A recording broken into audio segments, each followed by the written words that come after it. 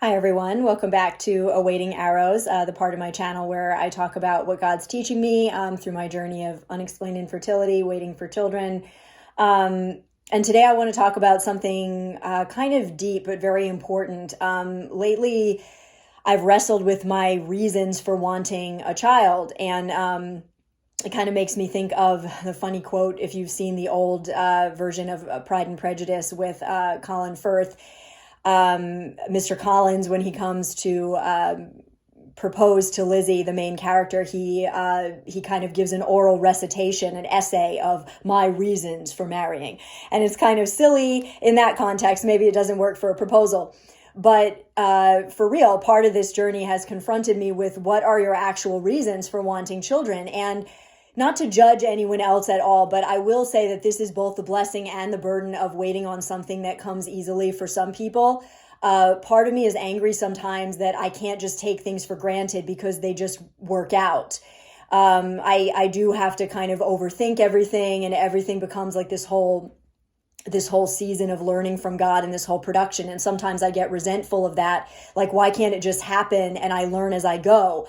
But part of that draws me into a journey that has a lot more depth. And for that, I'm grateful. So these are things God wants to explore with me. The waiting period means something. He's not just stringing me along because he needs drama in his life. He's teaching me things. And I believe, he's done this in a lot of areas of my life. I believe that he sets me up way in advance because he wants to teach me what is going to become my default in the next season, what I'm going to fall back on.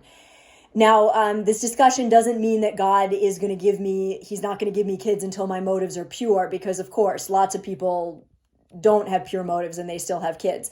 This is just something that's part of my journey, and God has encouraged me in lots of areas to not just skip to the right answer that I think he wants to hear, but to actually answer the question.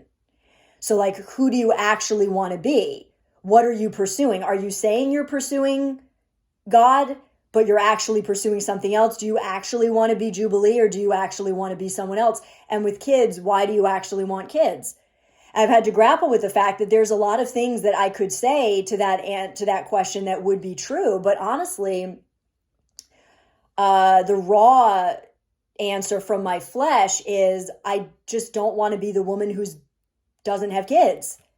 And God still appreciates the depth of my desire. He doesn't look askance at that. But in my flesh, I just don't want to be the woman whose body doesn't work the way it's supposed to. I don't identify with that. I don't want to have that hanging over me. I don't want to be an elderly woman without kids and grandkids. I don't want to see my husband not be a dad. I don't want to be a broken woman in that way. I don't want to face that pain as I watch every milestone I'm missing out on, the most meaningful part of this half of my life, arguably.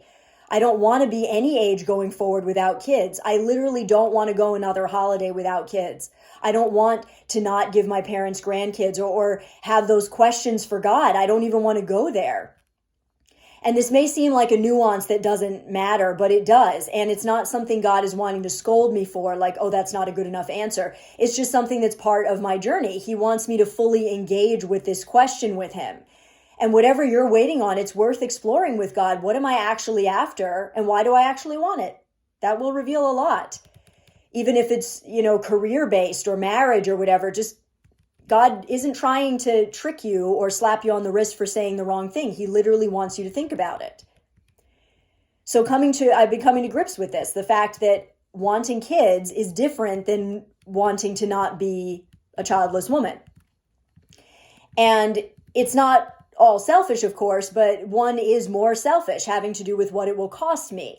I know that there's also a cost to raising children, but I would rather lay my life down doing that and making that sacrifice than laying my life down in surrender as a childless woman. All of us have to lay our lives down in some way before God, but I don't want to give that sacrifice. I've had to realize there's a difference between wanting kids and just not wanting to be childless. It's not all selfish. There's many different reasons I want children, but I've been thinking about this in terms of Jacob and his tenacious spirit. In Genesis, I won't let you go until you bless me, he said to God. But think about it. He had stolen his brother's birthright out of greed and a desire to get ahead and establish himself, make a name for himself. He was an opportunist. That was his personality. But then he met God. And he thought, oh my, this is what I was made for. This is my genuine inheritance. This is who I was meant to be. This is the one I was meant to follow and serve with my life. He holds my destiny. I don't want to be an imposter. I don't want to be a trickster. I don't want to be a heel grabber anymore, tearing my life apart, grabbing at what isn't mine. I want what's really mine. I want to be Israel. That's what God gave him, and that's what he saw when he met God, and a new desire was opened up inside him. So this is why God's been talking to me about this, because he wants to teach me the tenacity and desperation I'm meant to have. Not just, God, give me what I want because I really can't imagine life without it, but God, I'm desperate to be who you made me to be, all of it.